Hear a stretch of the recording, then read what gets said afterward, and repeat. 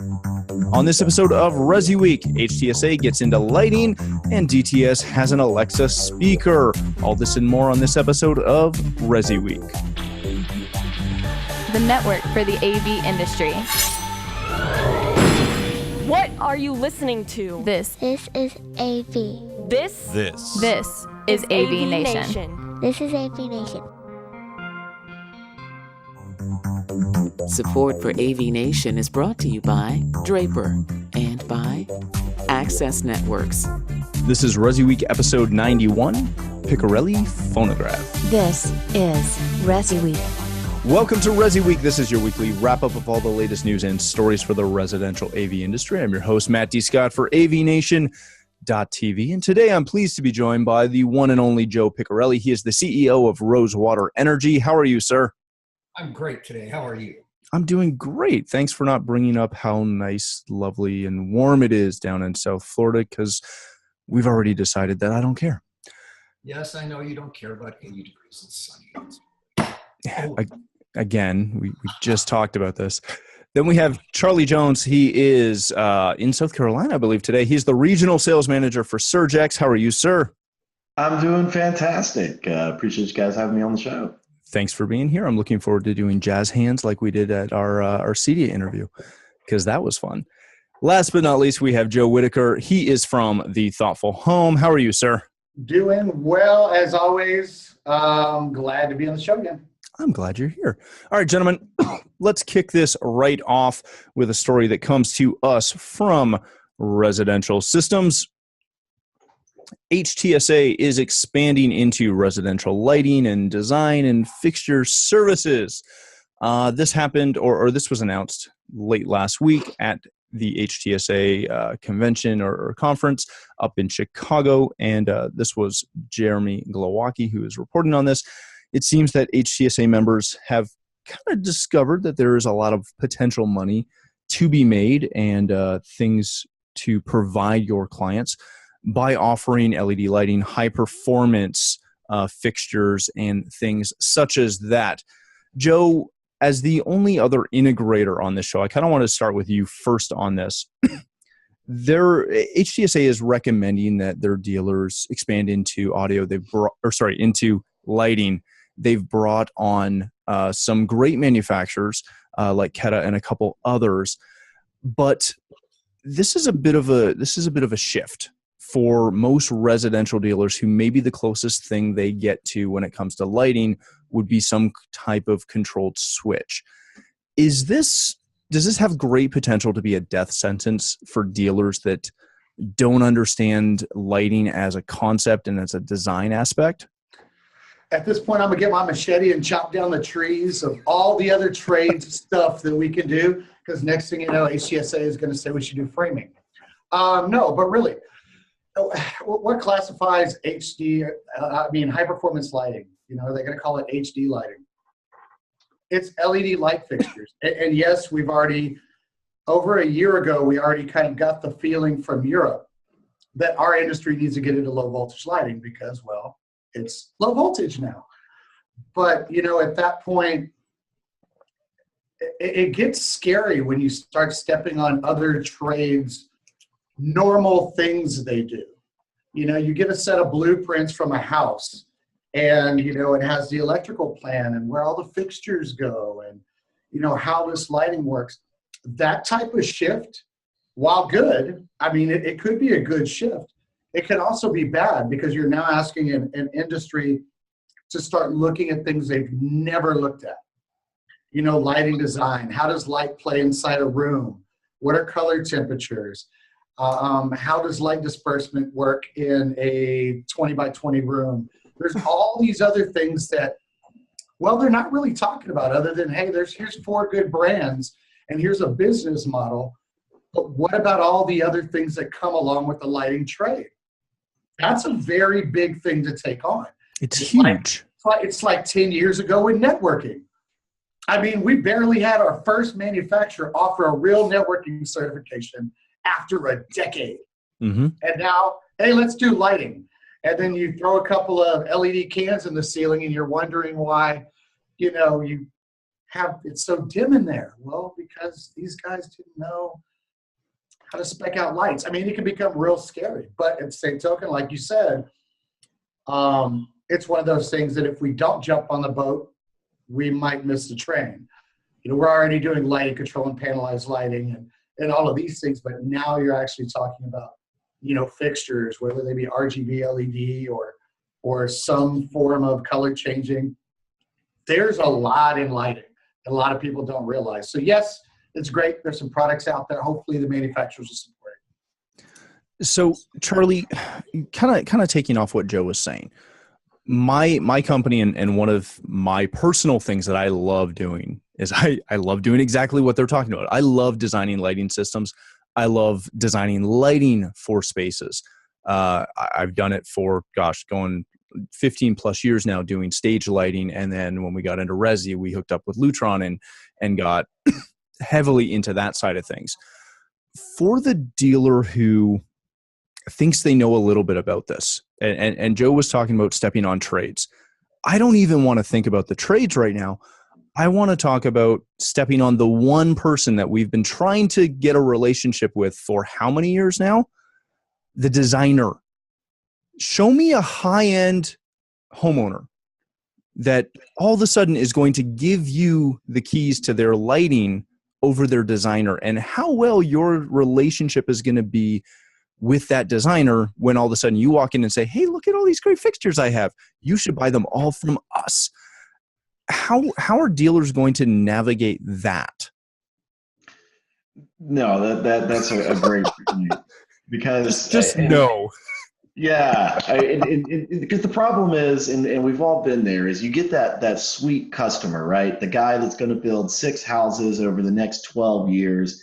Every one of them's going to be over $1 million, and you're like, all right, this is my dream customer. Well, the truth of it is, though, it's still only 6 projects over the next 12 years. Meanwhile, that lighting designer that you just pissed off is involved in 100 projects a year, 100 projects that they're not going to call you. You absolutely hit it on the head that we've been fostering and trying to get in with these guys, get good relationships, do continuing education, show that we're a value add. And now, frankly, we're going in and trying to take away one of their tenants. Joe had a great point of, hey, what else can we do? Let's do some framing. Maybe we could do one of those smart toilets they have like in Japan, because I'm sure it's got low voltage going to it somewhere, right?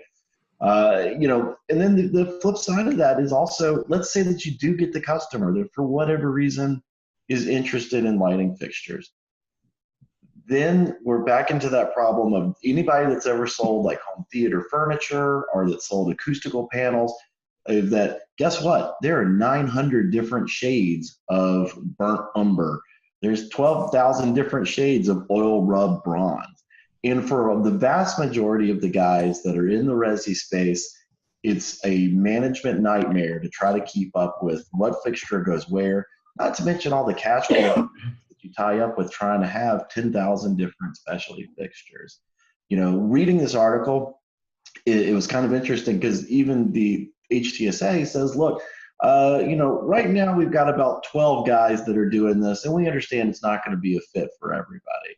And the way I kind of read that is, well, that's 12 guys that are in HTSA, which tend to be your larger dealers to begin with. So if you look at an overall percentage of the Resi CEDIA space, we're talking a small fraction of dealers that I think this really applies to, or that, to be honest, should even really try to put their toe into this ring. Very good. Mr. Piccirilli, last, I do want to get your opinion on this as well.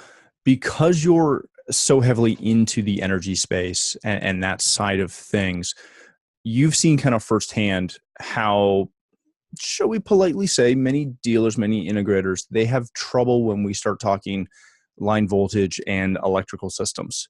They hopefully have partnered with proper electricians and things like that when they're doing lighting control and things of that nature. But if we do go down this fixture road, whether it be high voltage or low voltage, is it that far out of the standard dealer's wheelhouse that is just a safety and insurance, being able to deliver a decent product?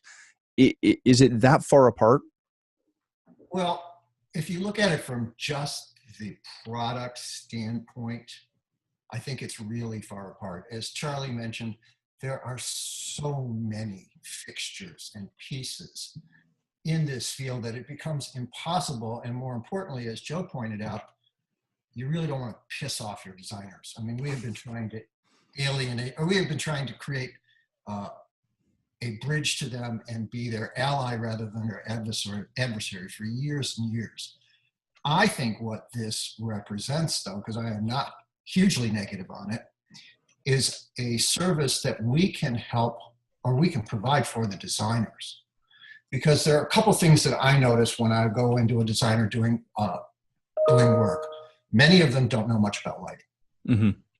So all of a sudden you can work with them and say, hey, between my technical expertise in lighting control and your design expertise into what a house looks like, maybe together we can light this house appropriately.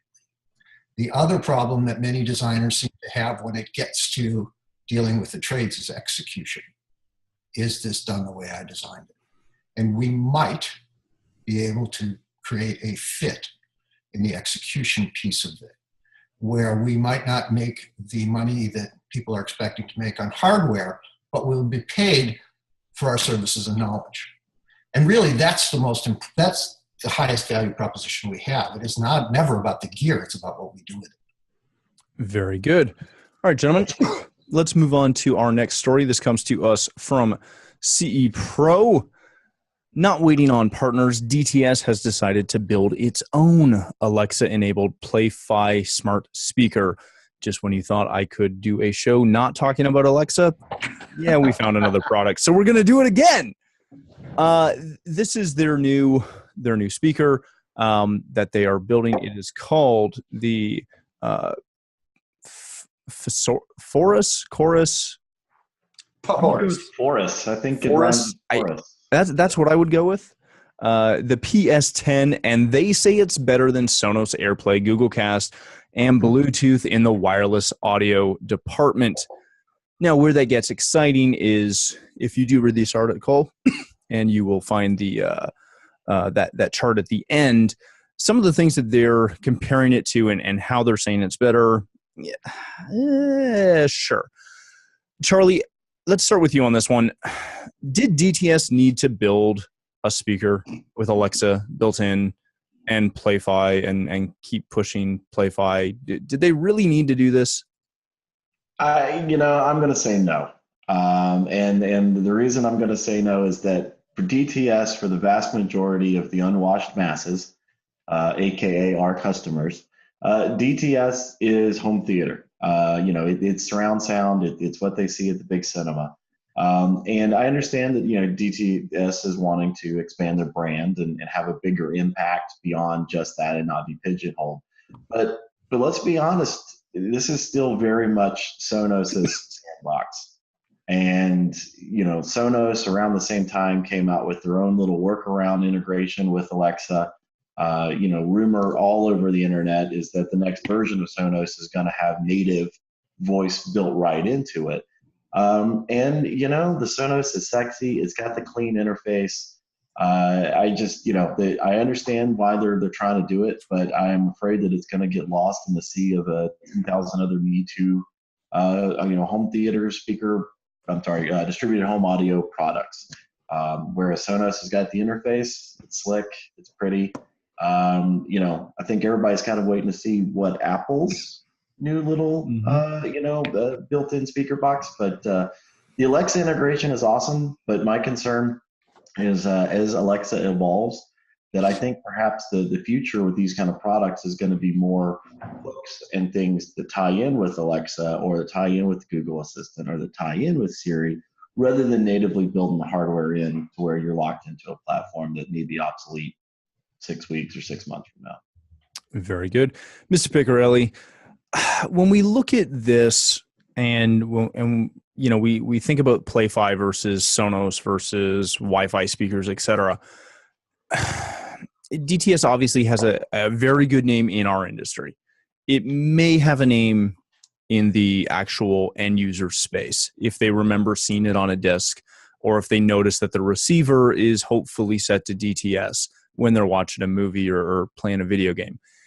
Beyond that, I would argue that their penetration is not that great. So when they bring out a product like this and spend the research dollars and the manufacturing dollars to do this, while going up against GAFA and, you know, Google, Amazon, and Apple and Facebook, with Google having, you know, wireless speakers that have an assistant, Amazon obviously having them, Apple bringing that for this the end of the year. Why do companies like this go down this route? God, that's a tough question, and I wish I had a really clever answer for you. Because that's why I gave it to you, my friend. Mark's a guest more than anything else, because I'm looking at it saying, as Charlie pointed out, this is Sonos' sandbox. Everybody who's gone up against them has gotten crushed, and the only people who stand a chance are people of the size and scope of an Apple or a Google. You're not playing against small guys here. And as it relates to our industry, the trend that disturbs me, and Charlie touched on it, is voice control.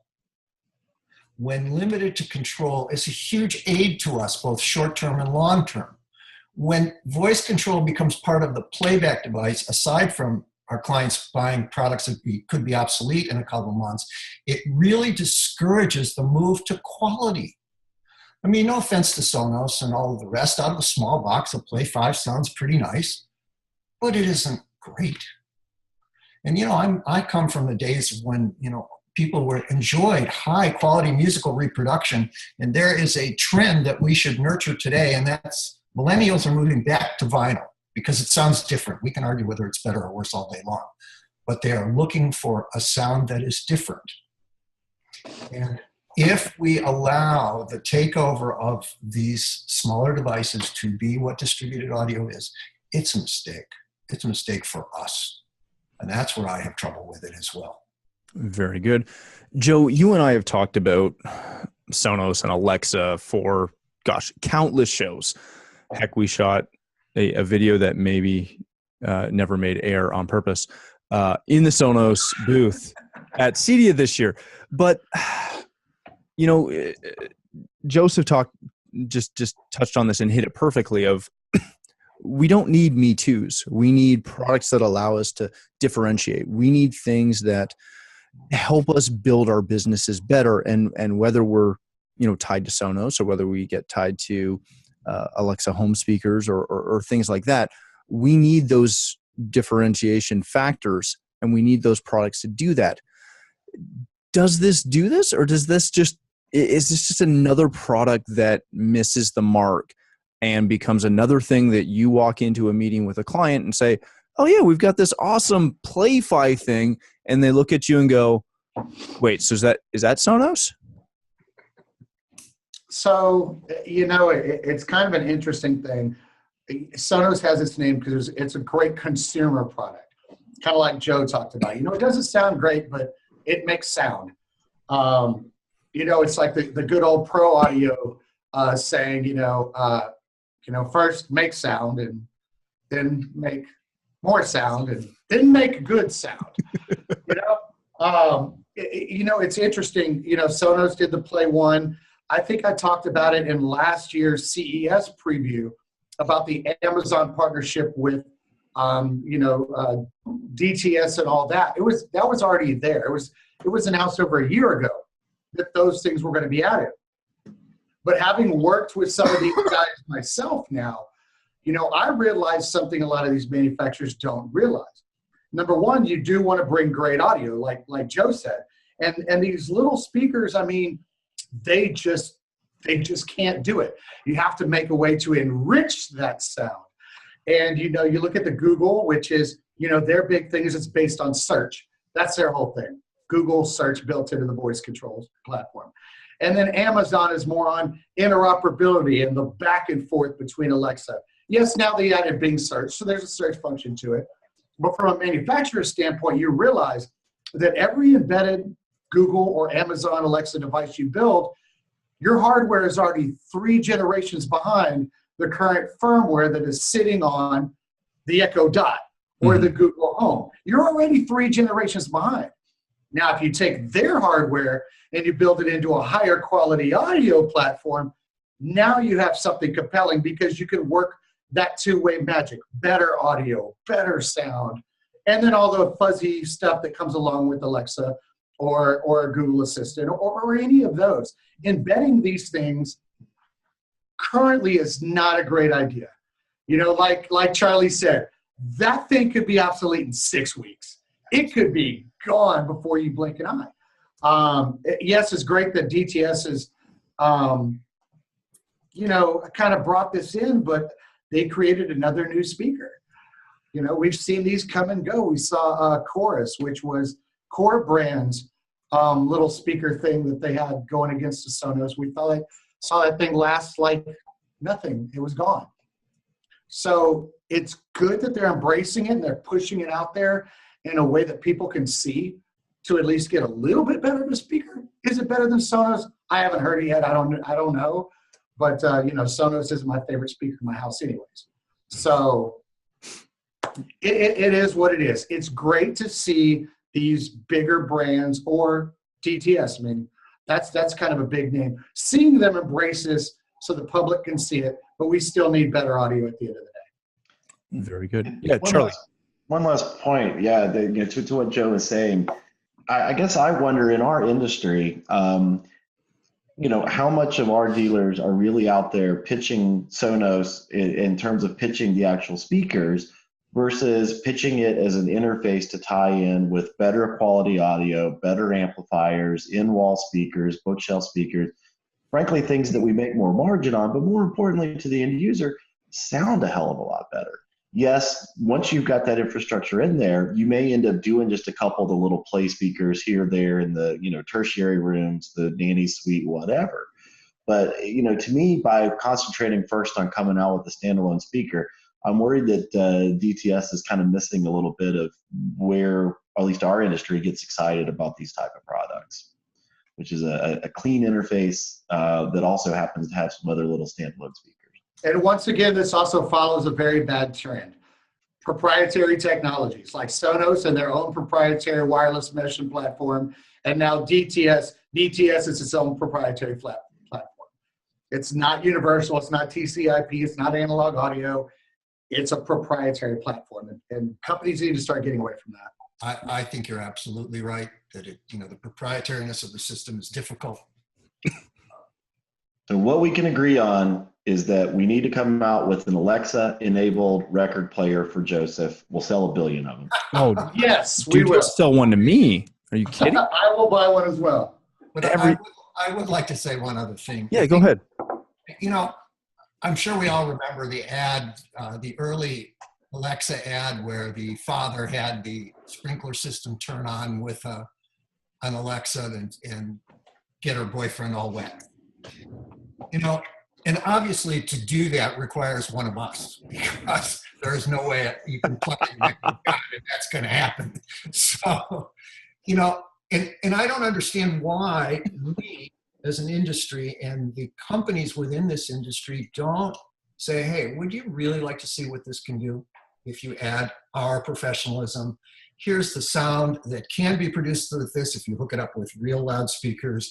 Here, if you have a professional system integrator, is what this device can control in your house. And you know, it becomes a much better device. One of the things that struck me the first year I saw Amazon at CEDIA was that's what they were trying to get us to do. Was, hey, why don't you take this over and let it teach it how to do the tricks we claim it can do? Well, hold on, I'm writing this down. Alexa-enabled turntable for Piccirilli. It's off the idea board now. And just like that, Joe has stolen Joseph's idea. Way to go. Yeah, I think you're right. We spend so much time creating all these concepts and these things to, you know, kind of be a me too. And products will not push our industry forward, as we've seen with Sonos. Sonos has pushed, honestly, a lot of dealers out by selling better to the end user with marketing dollars that we as an industry even, let alone individual dealers, will never touch. And Joseph, you framed it perfectly. When we can get out there and explain to people how to use these products, how to put them in their homes, how to make them work together, that's where the money is. And that's where we continue to be viable, opposed to, not to pick on DTS. Don't misunderstand. I don't think any of us are necessarily picking directly on DTS. It's just, how do I sell that box? I don't think any of us have a good method, a good way to sell this box. I couldn't agree more. A phrase I use all of the time in our industry, it's never about the gear, it's what we can make the gear do. And and we should all live by that. That's why it makes me crazy when people want to discount their installation and intelligence. Yeah. That's Absolutely. More, not less. Because that's our highest value item. Well, and if we take a page, just to pull that thread for a second, Joseph, if we take a page from the interior designers, they don't sell anything. Right. They don't sell a single product as a rule, unless you consider a sketch a product. I have more clients that get really bad sketches from interior designers that they look at and go, yeah, and this one is supposed to be black, and this one's going to be piano black. It'll be amazing. You'll love it. Opposed to fully like, we do better designs half the time for our racks than most of our clients get for pieces like that. If we can figure out how to go down that route, and just as Joseph said, continue to sell our intelligence as the service, as the product, opposed to trying to sell a box. I love that point. I'm totally stealing that, Joe. Please, get it out there. That's the message I want to see out there. Put it on the tagline of our record player with Alexa. Oh, yeah. Not about the gear. All right, gentlemen. I love it when I say that, by the way. We'll call it the Piccirilli phonograph. Ooh. Yeah, and then it could go for picks. All right, gentlemen, that is all the time we have for this episode. Thank you guys so much for being here. Mr. Piccirilli, if people want to connect with you and figure out how I stole that tagline so well, where can they do that? Best way to get to me is Joe Pick, JOEPIC at rosewaterenergy.com. Very good. Thanks again. Mr. Jones, thank you for being here. I appreciate it. Sorry we haven't been able to, do spirit fingers or anything like that yet. We will get there. Don't you worry. Where can people connect with you? Thank you, Matt. And the spirit fingers tend to come out closer we get to happy hour. So of course, keep that in mind for future podcasts. But anybody that wants to follow up, tell me I'm wrong. One, get line behind my wife, and then two, shoot me an email at charlie.jones@ametek.com, AMETEK.com. Very good. Mr. Whitaker, thanks again for joining us. Sorry your Texans lost this week. Where can people find you? You can always just email me at joe@thethoughtfulhome.com. You can find us on Twitter at The Thoughtful Home, and also on Facebook. Yeah. At The Thoughtful Home. Very good. All right, gentlemen, thanks again for joining us. For myself, if you'd like to connect with me, you can find me at Matt D. Scott on Twitter and every other social platform. But more importantly, please stop by AVNation.tv. You'll find this show as well as a wide variety of our other shows with all the verticals that we cover. When you do stop by the website, please take a second to check out our underwriters. We are extremely thankful for their support and ask that you support them as well. Thanks again for joining us. That's all the time we have for this episode of ResiWeek.